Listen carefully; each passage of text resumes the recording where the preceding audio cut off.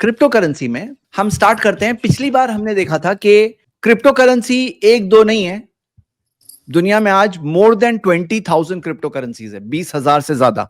इसको समझने के लिए आप इस बात को समझिए कि पूरी दुनिया की सारी करेंसीज अगर आप मिलाओगे तो आपको कितनी करेंसीज मिलेगी? 180 करेंसी, कंट्री की करेंसीज जो है ना, हुकूमत की करेंसीज, टोटल 180 करेंसी है। जैसे rupees, dollar, euro, pound, total 180 currency है। लेकिन क्रिप्टो करेंसीज 20,000 से ज्यादा क्रिप्टो करेंसीज है। अब बिटकॉइन से हम अगर शुरू करें, जो सबसे बड़ा हिस्सा बिटकॉइन का ही है, और मैंने पिछली बार बताया था, आज बहुत मुख्तसर तरीके से बताऊंगा। आप देख रहे हो बिटकॉइन का कितना बड़ा हिस्सा है मार्केट कैपिटलाइजेशन में। मार्केट कैपिटलाइजेशन कैसे कैलकुलेट करेंगे कि बिटकॉइन की, एक बिटकॉइन की वैल्यू और मार्केट में कुल कितने बिटकॉइन निकले हुए हैं, उसको जब टोटल करते हैं तो हमें पता चलता है कि इतनी इसकी मार्केट कैपिटलाइजेशन है। तो अगर आप देखोगे तो टॉप 10 में बिटकॉइन का क्या शेयर है, आप देख सकते हो। लेकिन यहां कहानी बिटकॉइन की क्या है, आप इस चार्ट से देखिए कि 2010 में जिसने $0.09 में खरीदा, यानी कि एक बिटकॉइन 7 रुपए में बिक रहा था, 7.5 रुपए में एक बिटकॉइन, और आज की तारीख में नवंबर में तकरीबन 75 लाख रुपीस, उस 7.5 रुपए की चीज की वैल्यू 75.5 लाख हो गई। और दिसंबर में जब जाकर बिटकॉइन ने क्रॉस किया $1 लाख का कॉस्ट, यानी कि आप समझ लो कि 85 लाख रुपीस से ज्यादा वो एक बिटकॉइन। यानी कि किसी ने अगर 2010 में अगर 10 बिटकॉइन लिए हैं सिर्फ, या 100 बिटकॉइन ले लिए उसने 7.5 रुपए के हिसाब से, 100 बिटकॉइन यानी 750 रुपए खर्चा किया, तो आज उसके पास वो 85 लाख रुपीस इंटू 100 यानी कि 85 करोड़ रुपीस का मालिक होगा वो। हाँ, सिर्फ 750 रुपए लगाया 2010 में, तो 2024 में जाकर 85 करोड़ रुपीस के करीब उसके पास हो जाएंगे। यानी ये है इसकी प्राइस हिस्ट्री। लेकिन बिटकॉइन में एक प्रॉब्लम क्या था? प्रॉब्लम ये था कि एक सेकंड के अंदर सिर्फ 7 बिटकॉइन के ट्रांजैक्शन हो सकते थे, 7। तो बिटकॉइन जो बना था, डिजाइन ही किया गया था इस हिसाब से कि उसमें टोटल 7 ट्रांजैक्शन पूरी दुनिया मिलाकर हो सकते हैं। इसी वजह से बिटकॉइन कैश अलग हुआ बिटकॉइन से। तो बिटकॉइन कैश के अंदर 60 ट्रांजैक्शंस की लिमिट है एक सेकंड के अंदर। और कंपैरिजन के लिए आप समझिए, जो मास्टर वीजा कार्ड वगैरह हम लोग यूज करते हैं, जो कार्ड होता है वीजा का, तो वीजा का जो सिस्टम है उसके अंदर 24,000 ट्रांजैक्शन एक सेकंड में हो सकते हैं। लेकिन वही चीज कंपैरिजन में बिटकॉइन में सिर्फ 7 हो सकते थे। और इसी वजह से ट्रांजैक्शन कॉस्ट का भी एक मामला है कि जो ब्लॉकचेन टेक्नोलॉजी है, वो टेक्नोलॉजी के अंदर जिस तरह से एक डिस्ट्रीब्यूटेड लेजर है, जैसे एक मिसाल के तौर पर एक होता है डेटाबेस कहीं सेंट्रलाइज्ड, और डेटाबेस वहां पर है और वो वहां पर एक जगह पे एंट्री है। लेकिन ब्लॉकचेन टेक्नोलॉजी के अंदर हर ट्रांजैक्शन के साथ में उसका पूरा लेजर साथ में कैरी होता है। तो इसी वजह से उसके अंदर एक पूरा डिफिकल्ट, उसके अंदर ट्रांजैक्शन होता है, उसका एक ट्रांजैक्शन का कॉस्ट होता है, उसको रिकॉर्ड करने का कॉस्ट होता है। यानी कि आप खुद सोचो कि इसके अंदर ट्रांजैक्शन कॉस्ट, मैं आपको एक मिसाल के तौर पे बता रहा हूं कि कहीं पे माना यह जाता है कि एक नॉर्मल बात है कि आपको फीस देना है, ज्यादा फीस दोगे तो जल्दी ट्रांजैक्शन पूरा होगा, कम फीस दोगे तो टाइम लगेगा ट्रांजैक्शन में। तो यहां पर एक नॉर्मल सी बात है कि कम से कम भी अगर देखोगे तो 300 रुपए तक ट्रांजैक्शन कॉस्ट है, और एवरेज के हिसाब से तकरीबन 1500 के करीब, और कभी उससे ज्यादा। ये आप देखोगे ट्रांजैक्शन कॉस्ट मिनिमम। तो यानी अगर आप कहानी को देखोगे तो जो भाव बिटकॉइन का गिरता बढ़ता है, आप देख रहे हो कभी कभी कितना गिर रहा है भाव, कभी कभी कितना बढ़ रहा है। तो गिरता बढ़ता, जो गिरते बढ़ते जो भाव है, जैसे आप खुद सोचो कि 2019 के अंदर $10,000 पे पहुंच गया था, और वही चीज 2017 में $20,000 पे था। तो $20,000 से सीधा 10,000 आधी हो गई वैल्यू। तो यानी आप ये देखोगे कि मिसाल के तौर पर अगर पाव है, पाव अगर ब्रेड का पैकेट आप खरीदने जा रहे हो, 50 रुपए का ब्रेड का पैकेट है, एक दिन जा रहे हो तो 50 रुपए है, फिर कुछ दिनों बाद जा रहे हो तो उसका 500 रुपए हो गया, फिर वही ब्रेड का पैकेट 5,000 रुपए में मिल रहा है, और फिर उससे कभी जा रहे हो तो 5 रुपए में मिल रहा है। तो पॉइंट क्या है समझना है कि वो करेंसी की वैल्यू तो स्टेबल होनी चाहिए ना। तो बिटकॉइन की वैल्यू जो स्टेबल नहीं है, ये एक बड़ा एक प्रॉब्लम था, स्टेबल नहीं है। मैं आपको ये आज बहुत एक अलग तरीके से, हम लोग स्टेबल कॉइन को भी आज स्टडी करने वाले हैं इंशाल्लाह। ये एक प्रॉब्लम था। दूसरा प्रॉब्लम ये कि ट्रांजैक्शन स्पीड। अब यहां पर क्या है, आप अभी खरीद रहे हो पाव का पैकेट, आपको पेमेंट करना है, जैसे जीपे वगैरह से आप पे करते हो, फॉरेन पेमेंट पहुंच जाता है। आप बिटकॉइन से पेमेंट कर रहे हो, 2 दिन तक रुकना पड़ेगा सामने वाले को पैसा मिलने में, और अगर जल्दी पैसे पहुंचाना है तो ज्यादा ट्रांजैक्शन कॉस्ट दो। तो आपने 50 रुपए का ब्रेड का पैकेट लिया, लेकिन आप 350 रुपए ट्रांजैक्शन फीस दे रहे हो, यानी आपको कॉस्ट पड़ गया 400 रुपीज, यानी 50 रुपए का पैकेट और 350 रुपए ट्रांजैक्शन कॉस्ट। ऑब्वियस बात है कि कोई 50 रुपए के पैकेट के लिए 350 का खर्चा नहीं करेगा, फिर बड़े ट्रांजैक्शन में ही इस्तेमाल करेगा, और उसके अंदर भी वो जो उसका जो कैलकुलेशन होता है उसका पूरा फॉर्मूला है जिसके बेसिस पर ये कैलकुलेट किया जाता है। अब बिटकॉइंस की लिमिट लगा दिया था जो डिजाइन जिसने किया था जिन्होंने, तो उन्होंने बिटकॉइन की लिमिट लगाया कि टोटल दुनिया में सिर्फ 21 मिलियन बिटकॉइन इशू हो सकते हैं। अब सोचो कोई करेंसी बहुत ज्यादा इस्तेमाल हो रही है तो अरे भाई वो रिक्वायर्ड है, वो करेंसी और चाहिए, थोड़ी थोड़ी और इशू करो ताकि हम लोग उसको कर सकें। अब उसकी लिमिट जब 21 मिलियन की है, इसी वजह से क्या हुआ, इसके रेट्स इतने ज्यादा बढ़ने लगे क्योंकि यहां पर इशू भी जो 21 मिलियन एक साथ में नहीं किए जा सकते। उन्होंने ऐसा डिजाइन किया कि वो इशू करने में हर 10 मिनट में तकरीबन थोड़ा कुछ बिटकॉइंस आएंगे हर 10-10 मिनट में, और ऐसे ब्लॉक्स के साथ में निकाले जाएंगे, और हर 2,10,000 ब्लॉक्स के बाद उसकी 50% स्पीड और कम हो जाएगी, फिर 50% स्पीड और कम हो जाएगी। इस तरह से स्पीड आधी होती जाती है आगे, और जिस तरह से बिटकॉइन इशू होते हैं स्पीड आधी होती जाती है। इस वजह से उन्होंने सप्लाई को लिमिट किया। सप्लाई लिमिट करने की वजह से क्या हुआ, उसके प्राइसेस इतने ज्यादा बढ़े। तो अब हम आगे बढ़ते हैं कहानी, यहां तक का तो हमने लास्ट टाइम भी बात किया था, अब हम आगे बढ़ रहे हैं। आगे ये कि अब ऑल्ट कॉइन्स का कंसेप्ट आया। ऑल्ट कॉइन्स क्या है, बिटकॉइन के अलावा सबसे बड़ा मार्केट का शेयर तो बिटकॉइन का, लेकिन ऑल्ट कॉइन्स मार्केट में आए सामने। अब जैसे कि आपने देखा एथीरियम जो बिटकॉइन के बाद में, अब इसके अंदर भी देख रहे हो कहां प्राइस बढ़ रहा है, कहां पहुंच रहा है और कहां पे गिर रहा है, यानी प्राइस स्टेबिलिटी का इसके अंदर भी इशू था। तो कुछ है जो बिटकॉइन जैसे ही थे, लेकिन एथीरियम ने एक बहुत बड़ी चीज क्या किया, उसने अपनी टेक्नोलॉजी को अवेलेबल कर दिया कि अगर आपको खुद की क्रिप्टो करेंसी शुरू करना है तो आप एथीरियम का सिस्टम लेकर आप अपनी क्रिप्टो करेंसी उसके ऊपर बेस्ड होगी, उसके ऊपर आधारित होगी, उसके ऊपर बेस करके आप अपनी खुद की क्रिप्टो लॉन्च कर सकते हो। यानी अगर आपको पूरी टेक्नोलॉजी खुद नहीं बनाना है, जो अवेलेबल टेक्नोलॉजी आज अवेलेबल टेक्नोलॉजी ब्लॉकचेन टेक्नोलॉजी, आप खुद एथीरियम का प्लेटफॉर्म यूज कर लो। तो अब मैं आपको एक मिसाल दे रहा हूं, चलो एक मिसाल से हम लोग सब और अच्छे से समझ सकते हैं कि यहां 20,000 क्रिप्टो करेंसी है ना। सपोज करो कि हम लोग सब मिलकर सोचते हैं चलो हम लोग एक करेंसी निकालेंगे, एक क्रिप्टो करेंसी निकालेंगे। सपोज करो कोई अगर ऐसा सोचे, तो आपको पता है कई सारे क्रिप्टो करेंसी स्टार्ट करना है, सिर्फ एथीरियम नहीं है, बाइनेंस भी देता है, सोलाना भी देता है, उनका सबका प्लेटफॉर्म यूज किया जा सकता है। और अगर आप खुद का ब्लॉकचेन नहीं शुरू कर रहे हो, उनका एग्जिस्टिंग ब्लॉकचेन लेकर उस पर बेस करके कर रहे हो, जैसे बहुत सारी करेंसीज होती है, बहुत सारी करेंसीज इस तरह से यूज होती है, तो आप कर सकते हो। यानी क्या, अब बैठे बैठे किसी ने कहा कि ओके चलो हम लोग क्रिप्टो शुरू कर रहे हैं, हाँ हम लोग क्रिप्टो एक शुरू कर रहे हैं अपनी खुद की XYZ क्रिप्टो, और वो XYZ क्रिप्टो हमने घर में स्टार्ट कर दिया। अब हमारे पास कॉइन है, हमारे पास कॉइन्स है, क्योंकि हम ये टेक्नोलॉजी के जरिए कॉइन निकाल रहे हैं। अब वो कॉइन लेगा कौन, तो हम लोगों को कहते हैं अरे भाई ले लो हमारे कॉइन, क्योंकि आप ले लोगे, हाँ आप ले लोगे तो कल जाके उसका भाव बढ़ेगा, और भाव बढ़ेगा तो आज तो आपको हम सस्ते में दे रहे हैं, लेकिन कल जाके उसका भाव बहुत बढ़ सकता है। देखो बिटकॉइन 7.5 रुपए से 84 लाख तक पहुंच गया, हमारा भी कॉइन पहुंच सकता है, ले लो। तो अब यहां पर आपको, जैसे आप देख रहे हो बाइनेंस का अगर प्लेटफॉर्म यूज करो, $5 में एक कॉइन आपको पड़ सकता है। सोलाना हो तो उससे और कम, पॉलीगॉन और ट्रॉन का प्लेटफॉर्म यूज करो तो और कम कॉस्ट में आप एक एक कॉइन का बना सकते हो। यानी कि कॉइन क्या होगा, देखो आपको पता है वो कॉइन नहीं होता है कोई, वो जो गोल्ड वगैरह अच्छा ग्राफिक होता है ना, वो बिटकॉइन ना गोल्ड होता है ना कॉइन होता है, बल्कि हकीकत में उसका कोई वजूद ही नहीं है। यानी हकीकत में क्या है, वो सिर्फ एक कोड है, वो एक कोड है जो एक यूनिक कोड है, वो एक यूनिक कोड है, और वो यूनिक कोड सिर्फ आपके पास होगा, और उसके अंदर एक सलाहियत होगी कि जो जो उसके ओनर्स आएंगे तो वो खुद एक डिस्ट्रीब्यूटेड लेजर के तौर पर होगा, एक सेंट्रलाइज्ड लेजर नहीं होगा, डिस्ट्रीब्यूटेड होगा। और इसके अंदर भी अलग अलग सिस्टम्स है, कई बार खुद कंपनियों ने भी शुरू किया है। तो अब हमने शुरू किया एक कॉइन, सपोज करो, अब हमारा कॉइन लेगा कौन, तो अब यहां पे क्या होता है, यहां पे आते हैं कई सारे इन्फ्लुएंसर्स पिक्चर में। अब ये इन्फ्लुएंसर्स क्या करते हैं, जैसे आपको कई मिसालें मिलेगी, जैसे ये एक एक्ट्रेस ने एक कॉइन को प्रमोट किया, और प्रमोट किया, वो कॉइन लॉन्च हुआ, लॉन्च होने के बाद 90 मिलियन तक उसका मार्केट कैपिटलाइजेशन हो गया, यानी तकरीबन $490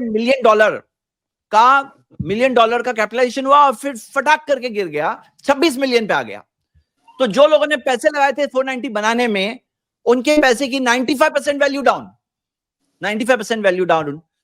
उसी तरह आप देखोगे कि ये कुछ मिसालें हैं जो इन्फ्लुएंसर्स की, एक्ट्रेसेस की, एक्टर्स की, कि किस तरह से उन्होंने फला फला टोकन को लॉन्च किया। अच्छा, टोकन और कॉइन क्या है, जब आप खुद अपना ब्लॉकचेन यूज कर रहे हो तो कॉइन है, और किसी और के ब्लॉकचेन के ऊपर आपका आधारित है तो टोकन है वो।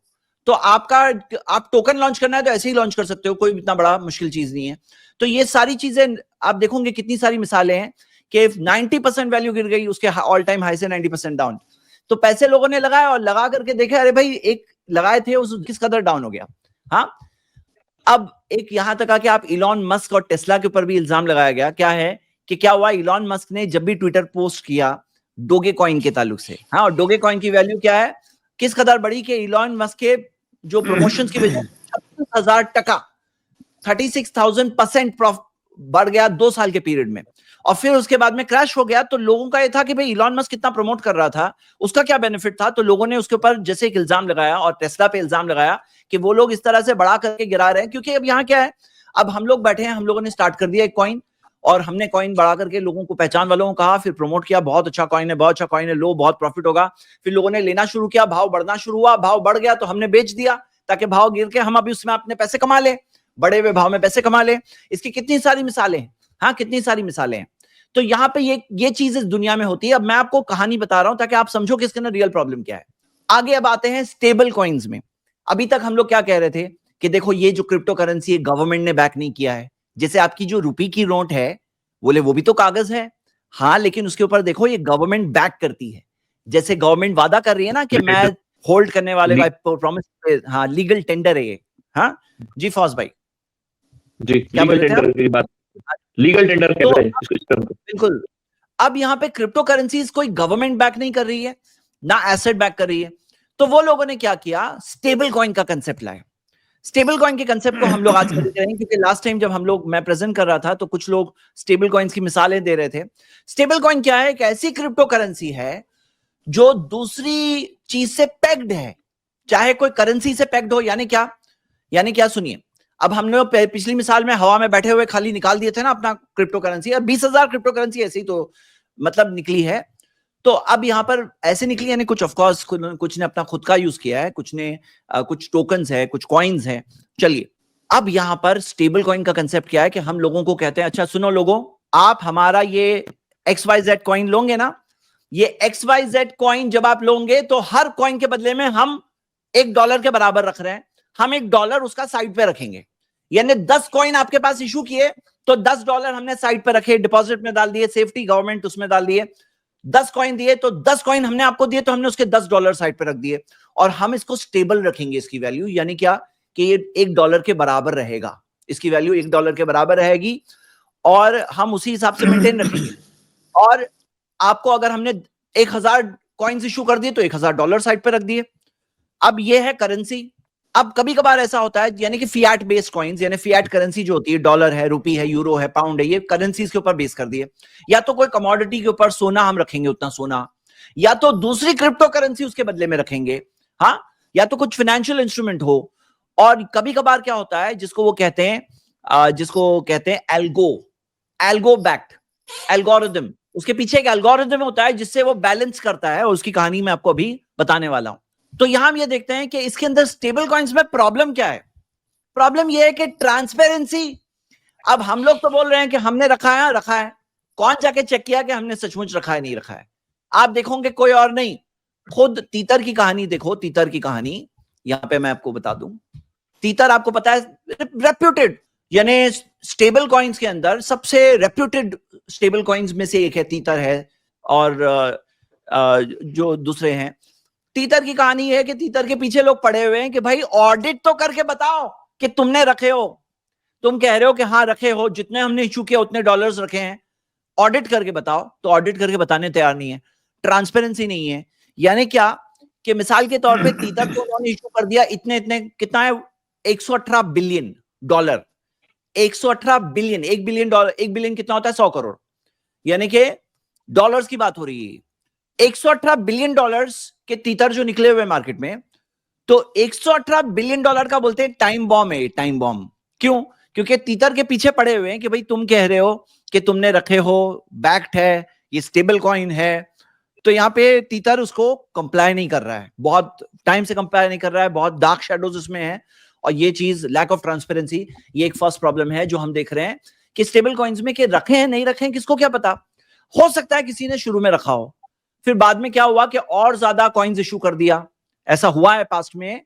नोट्स के साथ हुआ है कि पहले क्या होती थी कि एक सोने का सिक्का होता था नोट के बदले में, फिर बाद में नोट्स ज्यादा इशू कर दी, सिक्के कम थे, फिर बाद में नोट्स इशू कर दी, सिक्के खत्म कर दिए गए पीछे से। मतलब क्या है, जब कोई चीज रिवाज में आ जाए, इस्तेमाल में आ जाए, तो पीछे से सोने के जो गोल्ड बैक करेंसी हुआ करती थी, अभी फिएट करेंसी है, गोल्ड बैक नहीं है, तो एक लैक ऑफ ट्रांसपेरेंसी का प्रॉब्लम है। नंबर 2, रेगुलेशन नहीं है इसमें कोई गवर्नमेंट रेगुलेशन नहीं है। ये गवर्नमेंट रेगुलेशन के अंदर में ना आने की वजह से कौन उनको कंप्लाई कर रहा है? ये 20,000 करेंसी स्टार्ट हो गई, आप और मैं मिलकर हम लोग अभी एक और करेंसी स्टार्ट कर सकते हैं, क्रिप्टो करेंसी। तो ये इसका कोई रेगुलेशन कंट्रोल नहीं है। नंबर 3, कोलैटरल के रिस्क होते हैं कि मान लो अगर क्रिप्टो एसेट रखे, अगर वो क्रिप्टो करेंसी के पीछे क्रिप्टो एसेट रखे, वो क्रिप्टो एसेट बढ़ता घटता है, आधी वैल्यू हो गई, 90% गिर गई वैल्यू, ऐसे भी होता है। तो वो बैकिंग जो थी, उसकी बैकिंग तो जैसे गायब हो जाएगी ना, वो तो कोलैटरल जो है उसके प्रॉब्लम है। कुछ ऑपरेशनल रिस्क होते हैं। डी पैगिंग का रिस्क है कि कहा कि मैंने $1 के बराबर रख रहा हूं, और वो $1 के बराबर कल रहेगा नहीं रहेगा, कोई गारंटी नहीं है। और सेंट्रलाइजेशन की वजह से यहाँ पे क्या है, ये क्रिप्टो, ये जो स्टेबल कॉइन्स है ना, ये सब सेंट्रलाइज्ड होते हैं, यानी कि डिसेंट्रलाइज नहीं होते। जैसे हम देखते हैं कि ये डिसेंट्रलाइज्ड है, मतलब बिटकॉइन जो है किसी एक के कंट्रोल में नहीं है, डिसेंट्रलाइज्ड है। जो स्टेबल कॉइन्स है तकरीबन सेंट्रलाइज्ड होते हैं, यानी कोई एक बॉडी उसमें पीछे होती है।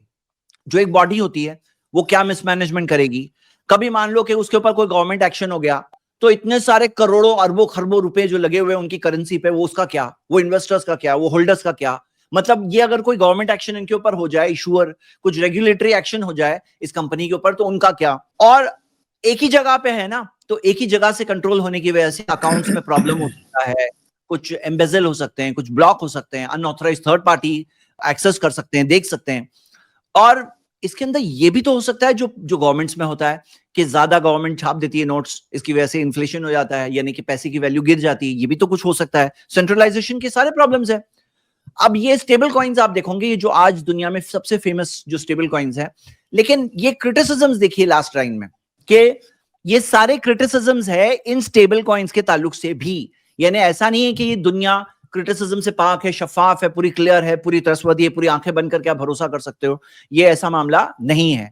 अच्छा, स्टेबल कॉइन्स में आदमी अपनी काम और जरूरत जितना होता है, अक्सर क्या होता है स्टेबल कॉइन्स में लोग इन्वेस्टमेंट की नीयत से नहीं रखते हैं।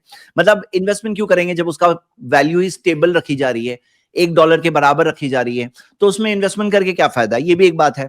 अब इसमें देखिए एक केस जो हुआ, टेराफॉर्म नाम का, जो टेराफॉर्म लैब्स का जो था, जो उसका स्टेबल कॉइन था, स्टेबल कॉइन, हाँ स्टेबल, तो ये स्टेबल कॉइन का क्या मामला हुआ, टेरा यूएसडी $120 में लूना, और उसका बैकिंग जो थी करेंसी टोकन उसका लूना की वैल्यू $120 से सीधा जीरो हो गई, $120 से जीरो। और उसका केस अभी 2024 में, ये 2022 की बात है, 2024 में उसका केस कहीं पहुंचा है, और इन्वेस्टर्स जो कंपनी के ओनर है उसके ऊपर केस फाइल करके, और कंपनी का ओनर जो है बाहर है, अमेरिका से बाहर है, उसका एक्सट्रेडिशन वगैरह करके उसे अमेरिका में लाने की वो लोग कोशिश कर रहे हैं। तो मार्केट कैपिटलाइजेशन के हिसाब से देखोगे तो $400 बिलियन की मार्केट कैपिटलाइजेशन थी। यानी कि अगर रुपीस में बात करोगे, ये एक क्रिप्टो है, इसमें इतने लोगों ने पैसे लगाए थे, तो 34 लाख करोड़, 1-2 करोड़ नहीं, 34 करोड़ की बात नहीं हो रही है, 34 लाख करोड़ का लॉस हुआ है मार्केट कैपिटलाइजेशन के हिसाब से। और अगर आप इस हिसाब से देखोगे तो यहाँ पे $40 बिलियन दिया है, यानी कि 3.5 लाख करोड़, जो एक्चुअल जो पैसे वो लोगों ने इन्वेस्ट किया था, बढ़ने के बाद मार्केट कैपिटलाइजेशन उतनी हुई, लेकिन एक्चुअल इन्वेस्टमेंट के हिसाब से 3.5 लाख करोड़, तकरीबन 3.4 लाख करोड़। तो ये खाली एक की बात है, और ये भी स्टेबल कॉइन था, टेरा यूएसडी स्टेबल कॉइन था। तो जो लोग बोलते हैं स्टेबल कॉइन में तो आंखें बंद करके इन्वेस्ट कर सकते हैं, क्या इन्वेस्ट कर सकते हैं आंखें बंद करके? आप इस दुनिया में इस तरह से भरोसा कर सकते हो क्या रियली? इस दुनिया में, इस दुनिया यानी क्रिप्टो की दुनिया। उसी तरह एक और मिसाल है टाइटन की, कि टाइटन जो था स्टेबल कॉइन, $60 से जीरो हो गया एक दिन के अंदर। मार्क क्यूबिन नाम का जो एक बिलियनर है, उसके काफी पैसे उसमें लॉस हुए, तो वो उसने कहा कि अभी स्टेबल कॉइन्स के ऊपर भी कुछ रेगुलेशन लाना चाहिए। यानी इतना ज्यादा, यानी क्या हुआ, आपको ये कहानी मैं बताऊं। पहले क्या होता था कि बैंक्स के पास कॉइन्स होते थे, कॉइन्स को लेकर के बैंक इशू कर देती थी नोट लेकर के लोग अपने ट्रांजैक्शन कर रहे थे। जब बैंक्स देखती कि बैंक्स लोग नोट्स लेकर ट्रांजैक्शन अपना कर रहे हैं, तो बैंक ये करती कि पीछे जितने कॉइन उसके पास है उससे डबल ट्रिपल 10 गुना नोट्स इशू कर देती। और लोग अपना ट्रांजैक्शन कर रहे होते हैं। फिर एक दिन ऐसी कोई अफवाह उड़ जाती कि लोगों को लगता कि नहीं नहीं हम अपने कॉइन जाके ले लें, और नोट्स लेकर आ जाते कहते कि हमारा कॉइन वापस दो, तो वो कॉइन होता नहीं था उनके पास, क्योंकि उतने कॉइन्स तो थे नहीं जितनी नोट्स इशू कर दी। इसको रन ऑन द बैंक कहा जाता है। इसी वजह से सेंट्रल बैंक का कंसेप्ट आया कि सारी बैंक्स ने एक सेंट्रल बैंक पर भरोसा किया कि सारी बैंक्स में से किसी के ऊपर भी अगर इस तरह से लोग सारे इन्वेस्टर आ गए तो सेंट्रल बैंक उसको सपोर्ट करके उसको बेल आउट करेगी, उसको बचाएगी, सेंट्रल बैंक उसको बचाएगी। अब यहां पे क्रिप्टो दुनिया के अंदर ऐसा तो कुछ है नहीं, हर क्रिप्टो करेंसी खुद अलग, कोई उनकी सेंट्रल बैंक तो है नहीं कि सब एक दूसरे को मदद करें। क्यों? कोई गवर्नमेंट तो बैक नहीं कर रही है, ये तो इंडिविजुअल्स है, या तो अनडिसेंट्रलाइज्ड है, कोई ओनरीज पता नहीं उसका। तो फिर क्या होता है कि जब सबके सब लोग ऐसे स्टेबल कॉइन के ऊपर जब आ जाते हैं एक दिन के, दो हमारा, अब उनके पास होता नहीं है, वो उस तरह से रियली गोल्ड बैक्ड या एसेट बैक्ड या फिएट बैक्ड नहीं होता है। इस वजह से जब सब लोग आ जाते हैं कि दे दो, जिस तरह से हो गया था आयन टोकन के साथ, ये आयन नाम का टोकन जो था, तो फिर इसके साथ जब हुआ 100% वॉश आउट, 100% वॉश आउट एक दिन के अंदर, जब लोग आ गए तो पैसे थे नहीं उतने। अब क्या हो गया कि ये चीज की वैल्यू $60 से सीधा 0 पे आ गई। तो क्रिप्टो क्रैशेस के अंदर अगर आप देखोगे, बिट कनेक्ट जिसे बीसीसी कहते हैं, इसका 2018 में हुआ था पूरा, यानी $463 पे भाव पहुंचा था, $463 से 0 पे आ गया। हाँ, कितना मैसिव कोलैप्स हुआ। और इसके अंदर कई मिसालें हैं जो आप देख सकते हो, ये तो चंद मिसालें आपके सामने स्क्रीन पे लाई गई है, और उनके पीछे फिर वो ओनर्स के पीछे केसेस सालों साल तक चलते हैं, वो गायब हो जाते हैं, उनको पकड़े कौन, कहां मिलेंगे, ये सब कहानियां उसमें होती है। और गवर्नमेंट रेगुलेटर तो था नहीं, गवर्नमेंट से पूछ करके तो आपने इन्वेस्ट किया नहीं था, गवर्नमेंट से कोई गवर्नमेंट रेगुलेशन या कानून के तहत नहीं, तो बिल्कुल अनकंट्रोल्ड होता है।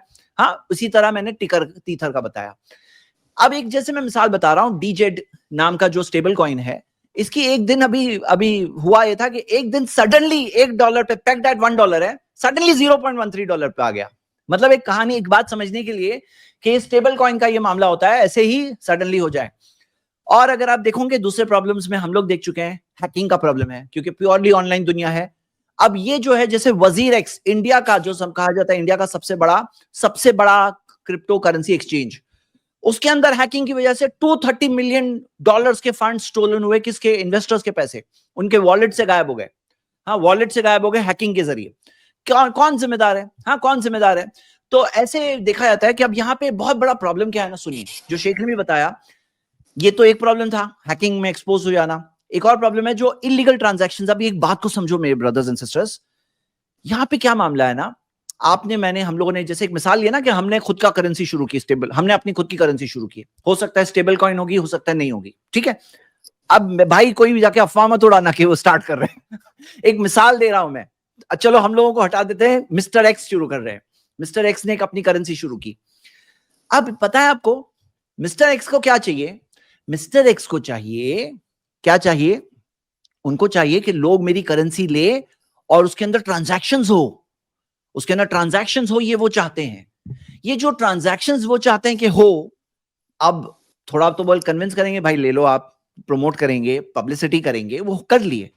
ये लोग नकली ट्रांजैक्शंस करते हैं, नकली ट्रांजैक्शंस करते हैं ताकि बताया जाए कि अरे इतने इतने वॉल्यूम्स। और नकली ट्रांजैक्शन कैसे करते हैं मालूम है? कि इसके अंदर आता है एनएफटीज। हाँ, इसके अंदर कौन आता है पिक्चर में? एनएफटीज आते हैं, नॉन फंजिबल टोकन्स। आपको पता होगा नॉन फंजिबल टोकन्स क्या है? कि आपने कोई इमेज बनाया या कोई ट्वीट है या कोई जैसे ऑडियो वीडियो है, तो उसको क्रिप्टो के अंदर रजिस्टर करके उसको ब्लॉकचेन टेक्नोलॉजी के जरिए रजिस्टर करते। रजिस्टर यानी वो इमेज नहीं होती है, सिर्फ एक यूआरएल होता है, रजिस्टर्ड यूआरएल। वो यूआरएल पे क्या है? इमेज है, वीडियो है, क्या है? वो यूआरएल ब्लॉकचेन टेक्नोलॉजी के जरिए यूनिक हो गया, अलग हो गया। अब वो जो नॉन फंजिबल टोकन्स के ट्रांजैक्शंस होते हैं, एक एक नॉन फंजिबल टोकन करोड़ों में, सैकड़ों करोड़ में बिक रहा है। और उसके पीछे जाके देखोगे आप, तो आपको उसके पीछे ऐसे बहुत सारे क्रिप्टो करेंसीज दिखेगी, जो क्रिप्टो करेंसी को किसी तरह से वॉल्यूम्स चाहिए। तो वॉल्यूम कैसे आएगा? अब मैं क्रिप्टो करेंसी, मैंने 500 करोड़ की मेरी खुद की घर की बनाई हुई क्रिप्टो करेंसी, मैंने पेमेंट कर दिया 500 करोड़ की। हाँ, 500 करोड़ की पेमेंट कर दिया। और कहां पेमेंट किया? आपको पे किया, आप मेरे भाई, आप मेरे दोस्त, आप मेरे पार्टनर, एक पॉकेट से दूसरी पॉकेट, ये पॉकेट पेमेंट करने वाली, ये पॉकेट रिसीव करने वाली। इस तरह से नकली ट्रांजैक्शंस। तो नकली ट्रांजैक्शंस के जरिए वो लोग अपने वॉल्यूम्स बढ़ाते हैं। तो पब्लिक क्या देखती है? अरे ये लोगों ने, मिस्टर एक्स ने स्टार्ट किया था ना ये करेंसी, ये करेंसी जो स्टार्ट किए थे, ये XYZ करेंसी, इसके अंदर इतने ज्यादा वॉल्यूम्स होने लगे, यानी इतने सारे लोग इस्तेमाल करने लगे, यानी करेंसी बहुत आगे जाएगी, यानी बिटकॉइन जैसे 7.5 से 85 लाख रुपीस का हो गया। लगता है ऐसा कुछ यहां भी होने वाला है, चलो सब लोग पैसे लगाओ, सब लोग पैसे लगाते हैं, भाव बढ़ रहा है। हाँ, वो भाव बढ़ाने के लिए नकली ट्रांजैक्शंस करने की बहुत सारी मिसालें हैं। लेकिन एक और बहुत खतरनाक चीज, क्रिमिनल एक्टिविटीज जो है ना, वो क्रिमिनल एक्टिविटीज में वो लोग क्या प्रेफर करते हैं, क्रिमिनल्स कौन सी करेंसी प्रेफर करते हैं, वो ऐसी करेंसी प्रेफर करते हैं जिसमें उनका ट्रेल ना हो। और फिर क्या है, वो इसी वजह से क्रिप्टो करेंसीज इस्तेमाल करते हैं। और क्रिप्टो करेंसीज रैंसमवेयर पेमेंट, कभी आपके ऊपर लैपटॉप कंप्यूटर के अंदर सडनली एक सॉफ्टवेयर आ गई, कहा कि अभी तुम पे नहीं करोगे तो तब तक तुम्हारा कंप्यूटर का सब डिस्ट्रॉय हो जाएगा, तुम पे करो। तो यहाँ क्या है, रैंसमवेयर सॉफ्टवेयर्स, इसके अंदर क्या है, क्रिप्टो करेंसी के जरिए पेमेंट मांगा जाता है। ड्रग्स हो या मनी लॉन्ड्रिंग हो या इलीगल एक्टिविटीज हो, इसके लिए उनको वॉल्यूम्स, क्रिप्टो करेंसीज को कुछ ना कुछ वॉल्यूम मिल रहा है। ये क्रिमिनल कामों से भी वॉल्यूम मिल रहा है, उनको बस वॉल्यूम में इंटरेस्ट है। और बहुत सारे और प्रॉब्लम्स हैं, जैसे कि मैंने बताया, ये मैं इकोनॉमिक डिसरप्शन का प्रॉब्लम थोड़ी देर में और बताना चाहता हूं। हैकिंग का प्रॉब्लम है, और इरिवर्सिबल ट्रांजैक्शन, यानी आपने बाय मिस्टेक कोई ट्रांजैक्शन अगर कर दिया तो फिर वो रिवर्स नहीं हो सकता है, तकरीबन इसके अंदर क्रिप्टो करेंसीज में वो रिवर्स नहीं हो सकता है। मतलब आपको वो जो जिसको दे दिए बाय मिस्टेक, उसको कांटेक्ट करके कहना पड़ेगा मैंने गलती से आपको दे दिया, जरा रिवर्स करो। लेकिन ऐसा नॉर्मल बैंकिंग चैनल्स में ऐसा नॉर्मली नहीं होता। ऑफ कोर्स हो सकता है, लेकिन नॉर्मली ऐसा नहीं होता। और क्या होता है कि अब ये सडनली 7.5 रुपए से जब 85 लाख रुपीस की हो गई कीमत, तो फिर कुछ लोगों के हाथ में बहुत कीमत, बहुत वैल्यू आ गई, कुछ लोगों के हाथ में बहुत उनके हाथ में वैल्यू आ गई, यानी कि ये कुछ चंद लोगों के हाथ में बहुत वेल्थ आ गई। और एक तरह का अगर देखोगे, मैं इसमें आगे आपको बताना चाहता हूं कि हकीकत ये है कि ऐसे जुए के अलावा, ये जुआ नहीं है, आप खुद सोचो, जुआ नहीं है, ये जुआ है। ये जुआ है, जुए की एक नई शक्ल है, जुए की नई शक्ल है। इसके अंदर अगर जैसे शेख बोल रहे थे, गरर, गरर यानी अनसर्टेनिटी। आप देखो शरीयत में आपको कई सारी हदीसें बुखारी वगैरह में मिलेगी कि अल्लाह के रसूल सल्लल्लाहु अलैहि वसल्लम ने ऐसी चीजें भी खरीदो फरोख्त करने से मना किया जिसमें वाजे नहीं है कि क्या बेच रहे हो। अब आप कोई क्रिप्टो करेंसी स्टार्टअप के अंदर जो इनिशियल कॉइन ऑफरिंग है, ICO, उसके अंदर आपने पैसे लगाया, और आपने पैसे लगाया, आपको पता नहीं आपके पैसे की वैल्यू बहुत ऊपर जाएगी, गिरेगी। जुआ ही है, और क्या है, वो जुआ है। और हकीकत में वो चीज क्या है, ये तो बताओ मुझे। मतलब वो चीज क्या है जिसमें आप पैसे लगा रहे हो, वो है क्या? वो एक ऐसी चीज है जो कुछ नहीं है, बस डिमांड सप्लाई की फोर्सेस की वजह से उसकी वैल्यू बन गई है, कि लोग डिमांड सप्लाई की फोर्सेस की वजह से मांग रहे हैं, उसके ऊपर वैल्यू बन गई। तो अब यहां पे फैक्ट क्या है ना, कि ये कंट्रीज इसको जुए के अलावा फ्लरिश होने नहीं देंगे रियल करेंसी के तौर पर। क्यों नहीं करने देंगे? देखो, आपको पता है कई सारी कंट्रीज ने टोटल बैन लगा दिया। चाइना जैसी बड़ी कंट्री ने टोटल बैन लगाया हुआ है, हाँ, क्रिप्टो करेंसी एक्टिविटीज के ऊपर बहुत सारी कंट्रीज ने लगाया है। दूसरी कंट्रीज ने क्या किया है, रिस्ट्रिक्ट किया है, उसकी जान निकालने की कोशिश की है। यानी पूरा बैन नहीं किया तो उसकी जान निकालने की कोशिश की है। कई सारे टैक्सेस, कई सारे रिस्ट्रिक्शंस वगैरह लगा करके उसको हाथ पांव उसको तोड़ करके उसको अपाहिज बना करके काम करो, ऐसा छोड़ा है, रखा है, लीगल रखा है, लेकिन अपाहिज बना के रखा है। तो आपको दो टाइप की चीजें मिलेगी। अब इसके अंदर ये देखिए, मैं आपको एक मिसाल दे रहा हूं आपके सामने। ये देखिए आपके सामने है कि US डॉलर किस तरह से इस्तेमाल हो रहा है, कि पूरी दुनिया में जो फॉरेन एक्सचेंज रिजर्व्स है उसमें 60% तक तकरीबन डॉलर के हिस्से है। इंटरनेशनल जो कर्ज है, डेट है, उसमें 65% के करीब डॉलर से है। इंटरनेशनल लोन्स है, उसके अंदर तकरीबन 55% डॉलर से है। ये जो ब्लू लाइन देख रहे हैं ना, डॉलर है। उसी तरह इंटरनेशनल बिजनेसेस जो होते हैं, बिजनेसेस के अंदर 56% के करीब ये डॉलर से है। इंटरनेशनल पेमेंट्स होते हैं जो 59% डॉलर से है। फॉरेन एक्सचेंज का जो ट्रांजैक्शन है उसमें 80% से 85% से ज्यादा डॉलर से है। अब वो चाहते हैं कि डॉलर का डिमांड बना रहे, ताकि वो ज्यादा से ज्यादा डॉलर छापते रहे, और ताकि डॉलर की वैल्यू बरकरार रहे, बल्कि बढ़ती रहे, स्टेबल रहे, अच्छी रहे, क्योंकि डिमांड उसका इतना सारा है। अब सोचो कि क्रिप्टो करेंसीज आते हैं सीन पर, कोई कंट्री के अंदर आकर के आप और मैं, हम लोग जो खरीदो फरोख्त कर रहे हैं, जिससे वो कंट्री की करेंसी का डिमांड है, और करेंसी का डिमांड है तो करेंसी की वैल्यू है। वो करेंसी की वैल्यू जो है वो उस खरीदो फरोख्त की वजह से, अगर डिमांड नहीं हो तो फिर वो करेंसी की वैल्यू क्या होने लगेगी, गिरने लगेगी। इसी वजह से गवर्नमेंट जब ज्यादा नोट छापती है, जब गवर्नमेंट ज्यादा नोट छाप देती है और डिमांड के बावजूद जब वो नोट्स होती है, तो ज्यादा छाप देने की वजह से क्या होता है कि करेंसी ज्यादा आ गई मार्केट में, तो करेंसी की वैल्यू कम हो गई, जिसकी वजह से हम कहते हैं अरे भाव बढ़ गए, इन्फ्लेशन, यानी कि आज अगर आपके पास 1 लाख रुपए हैं, अगले साल आपको वही चीज जो आज खरीद रहे हो वो खरीदने के लिए आपको 1,06,000 रुपए चाहिए, 6% इन्फ्लेशन के हिसाब से, कि 1,06,000 है तो आप जाके आज जो 1 लाख में खरीद रहे हो 1,06,000 में खरीद सकोगे, इन्फ्लेशन। अब यहां समझो आप कि क्रिप्टो करेंसी किसी भी कंट्री के अंदर आकर के जब उसके ट्रांजैक्शंस को लेने लगेगी, उसका हिस्सा लेने लगेगी, तो वो कंट्री की खुद की करेंसी जो है ना, उसकी वैल्यू कहीं ना कहीं कम होने लगेगी। और कोई भी कंट्री इजाजत नहीं देने वाली है। जब तक ये जुआ सट्टाबाजी के लिए इस्तेमाल हो रहा है, उससे उनको खास फर्क नहीं पड़ रहा है, उनको टैक्स वगैरह मिल रहा है। लेकिन यहां पे जब वो रियल ट्रांजैक्शंस के अंदर आने लगेंगे, तो वहां पे वो कंट्रीज को कुछ ना कुछ अपना रेगुलेटरी एक्शन वगैरह लेकर के या तो हाथ पांव तोड़ना होगा या तो बैन करना होगा। जैसे आप देखिए मिसाल के तौर पे वेनेजुएला की जो करेंसी है 99% गिर गई जब पॉलिटिकल इंस्टेबिलिटी आई। अर्जेंटीना की करेंसी 75% गिर गई जब उसके ऊपर इकोनॉमिक क्राइसिस आ गई थी। मेक्सिको की करेंसी 50%, जिम्बाब्वे की करेंसी 100% गिर गई थी वैल्यू तकरीबन। रशिया की करेंसी भी 1998 में 70% गिर गई, पॉलिटिकल इंस्टेबिलिटी। जब कंट्री की गवर्नमेंट गिरती है, इंस्टेबिलिटी आ जाती है, तो कंट्री की करेंसी पे असर पड़ता है। तो यहां पे ये क्रिप्टो करेंसीज क्या उतना आकर के एक कंट्री को उस कदर डिस्टर्ब कर सकती है? तो यहां समझने वाली बात है, कंट्री वाले खुद उसमें एक तरह से जंग में रहेंगे उस क्रिप्टो करेंसी के खिलाफ। ये एक इन्वेस्टमेंट के लिए एक बहुत बड़ा नेगेटिव बात है। तो जो अब हम जो एनएफटीज के बारे में देख रहे हैं, एनएफटीज के अंदर देख रहे हो आप कहां तक, हाँ कहां तक, तो जैसे बीपल का जो एक आर्टिस्ट है, उसका फर्स्ट 5000 डेज नाम की करेंसी नाम की पिक्चर, ये $69 मिलियन, $69 मिलियन कितने करोड़ हो गए, $69 मिलियन के अंदर बिकी। हाँ, यानी कि आप खुद सोचो 6.9 करोड़ रुपए, 6.9 करोड़ डॉलर्स के अंदर ये बिकी। और द मर्ज नाम की वो 2021 में $91 मिलियन में बिकी। ये एनएफटीज के पीछे क्या है? ये एनएफटी भी एक नया किस्म है जुआ का। आपको क्या लगता है कि वो लोग आर्ट के लिए उतने पैसे दे रहे हैं? वो एक डिजाइन बनी हुई आर्ट बना हुआ है उसके लिए पैसे दे रहे हैं? नहीं, वो जुआ खेल रहे हैं। उसके पीछे जुआ खेल रहे हैं कि उसमें पैसे लगाएंगे, उसके ऊपर पैसे लगाएंगे, फिर कोई और आएगा, वो एनएफटी के जो एप्स होते हैं या उसकी मार्केट प्लेसेस होती है, वहां पे बिकने में होगा, बोली लगती रहेगी। कोई ना कोई आकर के आज मैं $69 मिलियन दे रहा हूं, कल कोई और आके उससे ज्यादा में खरीदेगा।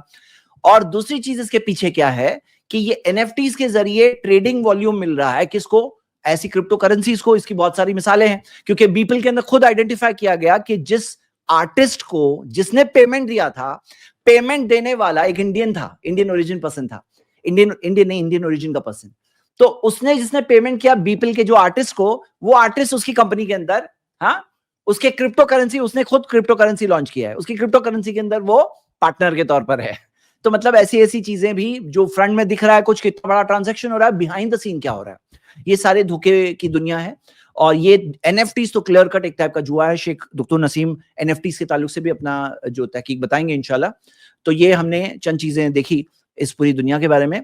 अब मैं वेलकम कर रहा हूं, पहले तो डॉक्टर नसीम से हम एनएफटीज के ताल्लुक से सुन लेंगे इंशाल्लाह, फिर फवाज भाई अपना एक व्यूज प्रेजेंट करेंगे और फिर हम डिस्कशन स्टार्ट करते हैं। जी शेख। जैसे कि आपने बताया कि एनएफटीज जो हैं, ये कोई पिक्चर होता है, कोई इमेज होता है मामूली सा, और उसको बड़ी बड़ी कीमतों में मिलियन ऑफ डॉलर्स में जो है बेचा जाता है।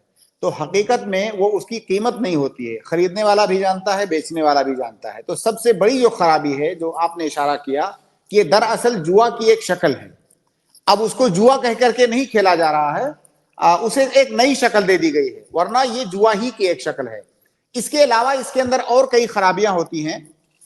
जैसे एक खराबी ये है कि अगर किसी आदमी ने इसको खरीदा तो वो फिर बेच नहीं सकता किसी को। जो अगर किसी ने इसको खरीदा तो इसका जो असल ऑनर है, जिसने इसको क्रिएट किया है, जिसने बनाया है, आखिर तक वो ऑनर रहेगा इसका। जबकि हमारी शरीयत मतलब में क्या है, उसको कमीशन मिलता रहेगा शेख। हाँ जी, यानी हर सेल कर सकते हैं, लेकिन सेल में कुछ परसेंटेज उसको मिलता रहेगा। हाँ, जबकि शरीयत का क्या निजाम है कि अगर कोई सामान मैंने आपसे बेचा, अब आप मुकम्मल तौर से उसके मालिक हो जाएंगे, मेरा उसमें कुछ भी नहीं रहेगा। तो एक खराबी है। इसी तरह से बहुत सारी चीजें, बहुत सारे इमेजेस ऐसे होते हैं जिनका बनाना हराम है, जायज नहीं है, तो वो भी इसमें होता है। हमारी शरीयत में एक चीज ये भी है कि कोई चीज, किसी चीज का बेचना और खरीदना उस वक्त जायज है जब वो कोई माल हो। माल के अंदर 3 औसाफ पाए जाने चाहिए। हमारी शरीयत किसी चीज को माल उस वक्त मानती है जब उसके अंदर 3 खासियतें पाई जाएंगी, तो कहा जाएगा कि ये माल है। पहली खासियत ये पाई जानी चाहिए कि वो नफा बख्श हो, उसका कोई फायदा हो, नफा बख्श हो। दूसरी चीज ये है कि वो मुबाह हो, यानी जायज हो, उसके अंदर कोई हराम चीज ना हो। तीसरी चीज ये है कि मुबाह बिला हाजा हो, बाज चीजें हाजत और जरूरत की वजह से मुबाह हो जाती हैं। तो ये चीज आप बताइए कि वो जो इमेज है छोटा सा, उसका क्या फायदा है? उसका कोई फायदा नहीं है। तो यानी इसके अंदर माल वाले जो शरायत है, जो खासियतें हैं, वो भी नहीं पाई जा रही हैं। वो एक ताफे चीज है, गोया कि अपना माल आप जो है एक बेफायदा और बेसूद पर आप जाय कर रहे हैं, और हमारी शरीयत माल को जाय करने से मना करती है। इसके अलावा कई सारे असबाब हैं, लेकिन जो सबसे अहम सबब है, जो हर आदमी समझ सकता है कि ये ट्रेडिंग नहीं है, बिजनेस नहीं है, ये एक जुआ है जिसको एक नया नाम दे दिया गया है, लिहाजा ये भी जायज नहीं है। जज़ाकल्लाह खैर शेख, बारकल्लाह।